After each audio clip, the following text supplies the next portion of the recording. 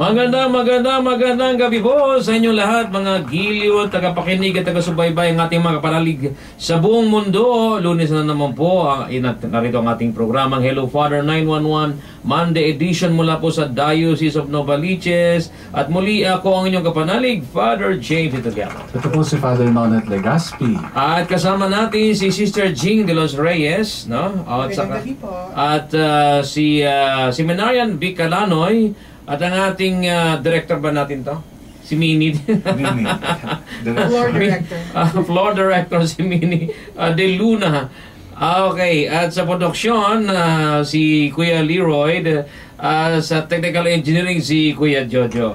Okay, tayo po magsisimula sa isang panalangin at tayo po ay pamumunuan ni Father Nonet. Sa ngalan ng Ama, ng Anak at ng Espiritu Santo. Amen.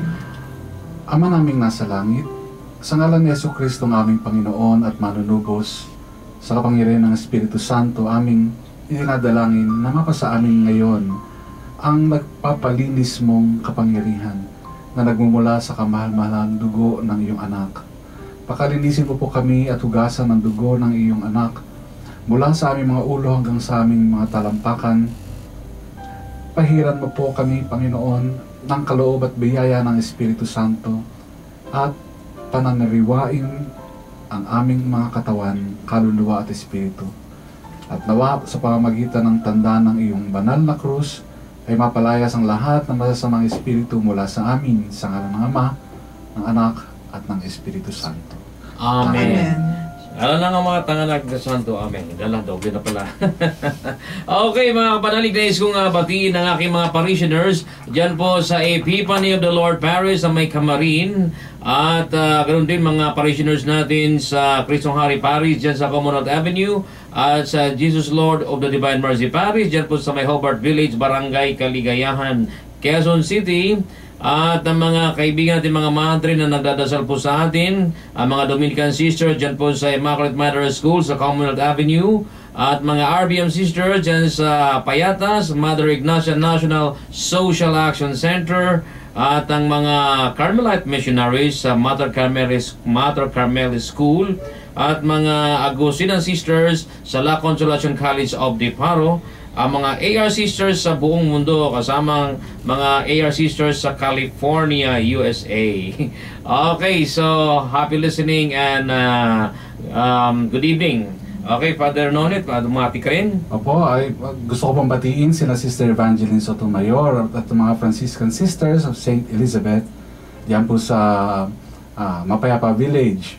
Si Ma'am Josephine Barbin, ang lahat po ng ating mga volunteers ng persons with disabilities, sila Marichu Bellarmino and family, at yung ating mga lahat po ng ating mga Eucharistic ministers sa Christ the King Parish sa Philinvest 2, si Mama Tomasa Barbin, ang nanay po ni Ate Josephine, si Lilia Romero and family, Mami, no? Si Mary Jean Garcia, Judge Evangeline Marigomen, si Ma'am Jean Rodriguez, Dimple Versosal, Denise and Diego, and all my parishioners in Christ the King Parish. Okay, balitang diocese tayo. Ano bang mga highlights sa ating diocese? Okay, ikaw na, Father Nonet. Yan. Po, sa ang Vocations Month po na this year ay isa-celebrate sa November 13, 2016 sa Santo Niño Parish sa Bagong Silang. No? November 13. So November 20, 2016 sa Santuario de San Vicente de Paul sa SPST, Tadansora. That is the 20th. No? November 27 sa San Bartolome de Novaliches, Quezon City. For more information, please visit our website. Visit Novaliches Vocations at Facebook po yan, or call or text at 0919-353-3675. Ulitin po natin yan, 0919-353-3675. Ito po ay ang Diocesan Vocations Ministry and the Association of Vocation Animators of Novaliches. Meron din pong joint celebration ng Masa Masid At ang CBRP, ano ba yung CBRP meaning? Community-based Rehabilitation Program. Ito po ay organized by Quezon City UBAS, no? Ugnayan ng barangay at simbahan. At expanded TWG, Technical Working Group. Technical Working Group ng barangay, ng mga barangays, no? At ito po ang ang kaganapan for District 5 sa November 11, 9 a.m. hanggang 12 noon sa Palace of the Rock, St. Peter's Shrine. Diyan po gagawin, no? Sa November 11, 9 to 12. For Districts 2 and 6, November 11 then 1 to 4 p.m. naman. Same place po sa Palace of the Rock, St. Peter's Shrine. For District 3, November 17 sa Cubao Chancery. Diyan po gagawin sa Cubao Chancery sa may Immaculate Conception yata yun, ano? Sa area ng Obispado de Cubao po. Sa Arzobispado po, no? Ni Bishop Honesto Antioco. The third po ay First Diocesan Liturgical Congress sa November 12, no? From 7 hanggang 11 a.m. sa SVST Tandang Sora, St. Vincent School of Theology. That is November 12, no? First Diocesan Liturgical Congress. Magkakaroon po tayo ng Diocesan Theological Pastoral Congress on November 19. November 19, 7:30 hanggang 4 in the afternoon sa Shrine of St. Paul sa Casa Milan, Quezon City. Meron po tayong Vocation Festival, November 5. Tapos na to. Nagkaroon tayo na to sa Notre Dame de Manila. Okay?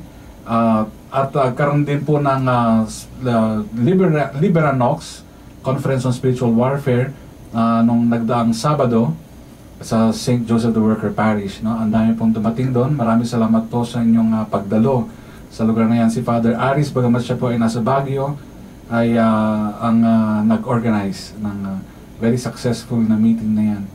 And of course, we would like to gusto po naming banggitin sa lahat po ng mga nagte-text, lahat po ng mga nag-a-ask ng prayers. Hindi po lahat ng mga pangalan ay mababasa natin. In fact, hindi na po natin mababasa lahat yan on the air. Pero ito po ay ipapasa sa amin sa Diocese ng Novaliches at ipapaskil din po namin ito sa ating pong Facebook account, no? 911 Hello Father Facebook account.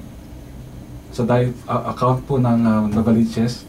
And ito po ay pagdadasal ng mumungkahin namin na ipagdasal ng buong diocese. So ayan po ang ating mga kaganapan sa Diocese ng Novaliches. At sa November 8, bukas po yan, Tuesday, magkakaroon tayong Diocesan Prayer Meeting. Okay, Diocesan Prayer Meeting, ito po ay gaganapin sa Jesus Lord of the Divine Mercy Parish, Hobart Village, no? Okay, magsisimula po ito ng 6:30 p.m. na Holy Mass at ako po mag-preside. Pagkatapos niyan ay mayroong praise and worship, then mayroong talk, no? Ang magbibigay po ng talk ay si Father Alan Samonte. Okay, may mga sharing din po yan. So that is Diocesan Prayer Meeting. May mga prayer meetings tayo sa mga parokya natin, ano? Pero this time, we go Diocesan. Okay, so November 8 po yan, bukas, sa Jesus Lord of the Divine Mercy Parish sa Hobart Village. Ito po ay programa ng ating Diocese of Novaliches Charismatic Renewal Ministry. Ayan.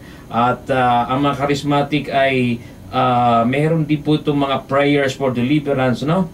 Okay? At bahagi ito ng charismatic renewal. At mas maganda din sana, no, kung magkaroon tayo ng inputs about deliverance, about yung mga exorcism, no? Para mas maintindihan natin mabuti. We will come to that. Okay? Sa atin, yes. Okay. Sa atin namang international news, November 1, Pope Francis invented 6 new beatitudes at Holy Mass in Sweden. Okay, a day after attending the ecumenical commemoration of 500 years since the Protestant Reformation. Okay, addressing Sweden's small Catholic community, at the Swedbank Stadium in Malmo on the Solemnity of All Saints. He called the feast a celebration of holiness. The Pope said sanctity consists not so much in great deeds and extraordinary events, but rather in daily fidelity to the demands of our baptism. So daily, araw-araw na katapatan, no, sa ating pagtugon sa ating binyag. Yan ang holiness, no? Okay, he commended especially the often unseen holiness of mothers and fathers who sacrifice for their families and are prepared to forgo, though it is not always easy, so many things, so many personal plans and projects. So ang mga parents ay talagang makita natin ng kabanalan, no? Talagang maaari natin tawagin na mga living saints. Okay, so November 1 po yan sa Sweden. Okay, meron po mga kapanalig na 6 new beatitudes. Siguro one time i-explore natin yan, ano? November 3, Phil Mulroney, a Manchester United footballer who has shared the field with David Beckham and brought fame to Ireland with 27 caps, international appearances in his athletic career. Is setting aside his jersey to pursue the vocation of a Catholic Dominican priest. Wow. So, bigatin to, no? Very, very popular. Manchester United footballer po ito. Tinalikuran niya ang kanyang karangalan, ang kanyang naaabot na fame, no? Siya ay pumasok sa pagpapari. Okay? Ito yung sabi niya, "This for me was one of the major reasons that attracted me to the religious life." So pumasok pa lang siya, hindi pa siya na-ordinan? Deacon na ito. Na-ordinan ng deacon. Deacon, yes. So, konting panahon na lang at maordinahan itong pari sa Dominican Order.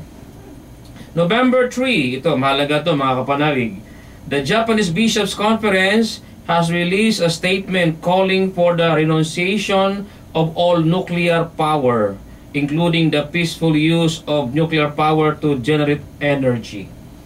Medyo meron tayong issue dito sa Pilipinas, yung nuclear. Nagsusulong yan. Okay, so ito yung kanilang dokumento, The Abolition of Nuclear Power, an appeal from the Catholic Church in Japan. This was drafted by a committee of the Catholic Bishops' Conference. The publication traces the history of the use of nuclear power in Japan. Okay, so makinig tayo dito, no? Kasi ito high-tech na bansa na po ito, no? And the damage done by both atomic weapons in Hiroshima and Nagasaki and nuclear power plants, the Fukushima disaster. After examining the safety and reliability of nuclear power plants, the publication argues that on the basis of Catholic social teaching, all use of nuclear power should be discontinued. Yeah. Ayan, okay? So, all use of nuclear power should be discontinued. Yan pong pahayag ng mga obispo po sa Japan. Wala pa naman tayo yan dito, no? Maybe nga balak ng revive. Kailangan pakinggan yan ng ating congressman. Okay, dumusang arigatone. Okay, November 3 pa rin tayo. In Mozambique, ito, mahalaga to sa iyo, Father Nonet. Human trafficking and the sale of human organs are closely tied to the practice of witchcraft, according to a religious sister working for the Bishops' Conference. Okay, so yung human trafficking at saka sale of human organs ay may kaugnayan dun sa witchcraft, no? Okay, medyo seryosong issue ito.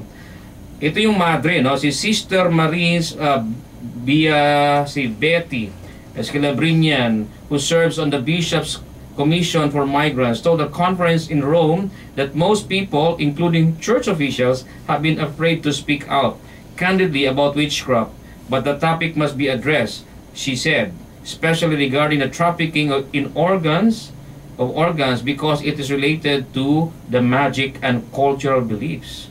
Ay, matindi ito, ha? The Brazilian sister, ito yung madre ito, Brazilian pala ito, was worked in Mozambique for 2 years, explained the shamans promised to cure ills and provide people with riches but require their patience to bring a human body part. The problem is a long-standing one, she said. But now, through the church, we are beginning to speak out this issue. Dapat. No? Oo. So, kasi yung mga body organs, binibenta yan eh. Malaking negosyo to eh. Pero, tinatago nila sa parang kailang cultural beliefs, no? That's right. Kaya ito ay dapat na siyasatin natin at ito ay talagang sinusulong ng ating simbahan. November 3, the Maronite Catholic hierarchy has welcomed the election of Michel Aoun as president of Lebanon. So Lebanon has a new president and a Christian in a Muslim country. Okay, this is a very good development, no? The election ends a stalemate that left the country without a president for well over 2 years. As a monthly assembly, the Maronite bishops, led by Patriarch Bekchara Rai, offered thanks to the cooperation that had finally ended the critical political impasse and called for national unity. The bishop's statement emphasized that huge responsibility that the new government will face and encouraged President Aoun to move quickly in appointing a government to address the nation's political and economic needs. So talagang suportado ng mga obispo, no?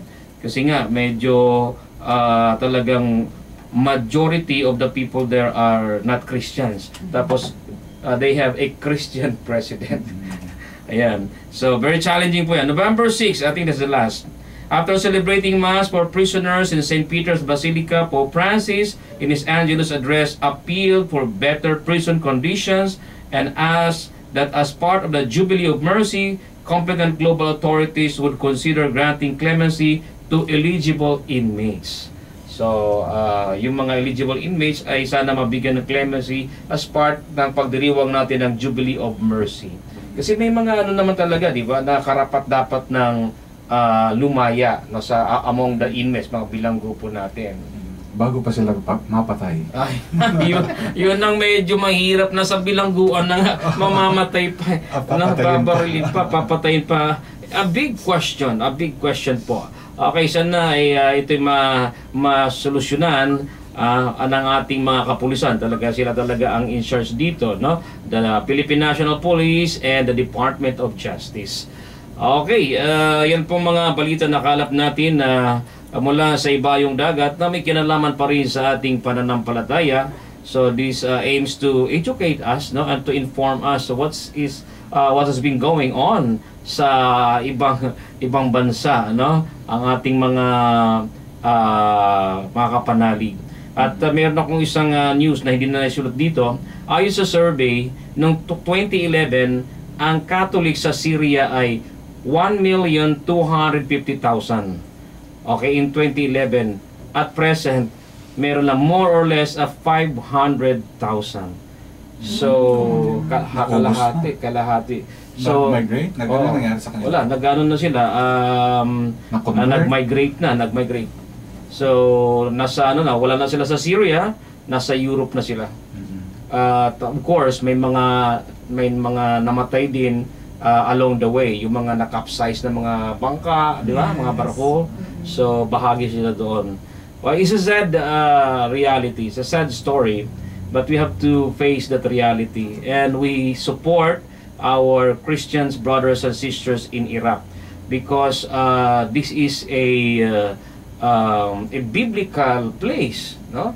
Syria. And we have saints coming from Syria. For example, Saint Ephraim, a Syrian, even Saint Luke. Saint Luke is a Syrian a doctor, physician, no? So, bahagi ito ng ating tradisyon bilang mga Kristiyano, ang Syria. Ganon din ang Iraq, no? So, may mga developments po na na-liberate na po yung mga lugar na nasakop nga ng ISIS, no? At talaga naman ang matinding pagdurusa ang ating mga mananampalataya, mga Kristiyano doon. Ganoon din ang mga Muslim, no, kapwa nila Muslim. May bawi na po ng mga teritoryo at patuloy pa rin tayo nagdarasal upang mabuo pa rin ang mga communities, no? Whether Christian communities yan or Muslim communities. Ang mahalaga na mayroong coexistence and we live in peace, no? We treat each other as brothers and sisters. Yung pong maganda doon, no? Okay. Kaya mga kapanalig, maganda pong imungkahi na sa bawat isa sa atin, no, sa ating night prayer, gabi bago tayo matulog, isama natin, ako sinasama ko yan sa bandang huli ng aking panalangin para sa lahat po ng Kristiyano sa buong mundo. Yes. At lalo tingin yung mga Katoliko natin, mga kapatid na nasa mga lugar na hindi welcome ang Christianity, ang Catholicism for example. So please remember them in your prayers. At pinakamagandang mabungla tayo dito sa kalalagayan nila by making ourselves aware, keeping ourselves abreast of what is happening around the world, around the globe, no? Magkumonto kay Father James para malaman ninyo kung saan niya pinagkukuha itong mga balita na to all around the world. Kasi napakaganda na meron tayong connection sa lahat ng mga Kristiyano and Catholics, no, all around the world, because that is what our being Catholics really mean, no? Tayo ay we see the bigger picture, the universal picture. So napakahalaga po na karamay tayo sa lahat ng mga Katoliko wherever they are. Okay, ang ating po mga news ay nakukuha po natin sa Vatican Information Service, VIS, at saka sa Catholic News Agency. Yes. Ayun, Catholic News Agency po, no? At meron pang isang news na sa Jakarta, nagrally ang mga Muslim. There are about 100,000 kasi nga yung kanilang governor ay sa Christian. So but ito naman ay talagang nahalal naman po, no? So well, you know, Indonesia ay the biggest Muslim ano yan country in terms of population, no? So mayroon daw ano ngayon protest doon sa kanilang governor because the governor is a Christian. So dapat meron sila nag-elect, no? Eh di sila din, di ba?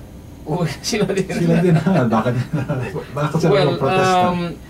It's only 100,000 and Jakarta ang population niyan ay abot yata ng mga ano yan. Let's say 3 million or 4 million ang Jakarta. So hindi bumoto ang kwan. Hindi bumoto ang mga Muslims. So 100,000 is just you know, a small portion of let's say 3 million, di ba? Okay. But anyway, we pray for our Christian brothers and sisters in Indonesia and also our Catholic communities in China because the persecution is still there. You know, sa China po, meron pong Catholic Church under the communist government. But of course, the Vatican does not recognize that. And even yung mga Catholics doon, ayaw nang i-recognize doon. Ayaw nang i-recognize siya. Kaya they go underground. I think they call this the patriotic church. Ayun yung ano, the church, the Catholic Church under the communist government, no? Yung mga ayaw magpasakop sa patriotic church, talagang they go hiding. Talagang ito yung ano, underground church. At yun mga pari na nahuhuli, talagang pinahihirapan nila, kinukulong nila. So, at Father James, hindi lang yan, meron pong ang dami mga Christians na hindi sila Catholics, but they are there also preaching the Word of God, no? At alam niyo, mas matindi yung persecution nila. In fact, nasa underground sila. As in, literally under the ground, no? Yes. Nagtatago sila. So, we pray for them. Lahat po ng mga Christians na nandyan sa China.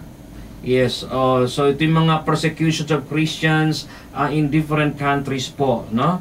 At nagsalita itong si Cardinal Zen kasi mayroong nga move ang Vatican na to compromise with the communist government of China. So ang sabi ni Cardinal Zen ng Hong Kong, retired nito don't do that. Ang comment nga niya ay I think the Pope does not know communism in China.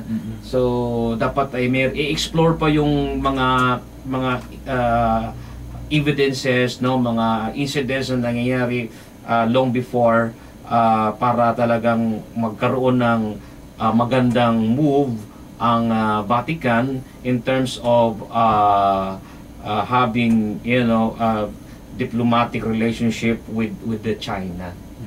Okay. Alam mo, Father James, also pala, huwag natin kalimutan, ngayon po yung pangatlong anibersaryo ng mga nabiktima ng Yolanda. Aha, yeah. And hanggang ngayon ay ginugunita po yan sa Tacloban. At patuloy nating ipanalangin ng mga kaluluwa ng mga nasawi. Yes, sa yes, bagyo of na- course. Oo. Alam niyo, marami pa rin nasasawi hanggang ngayon sa mga maliliit na bagyo na dumarating sa atin.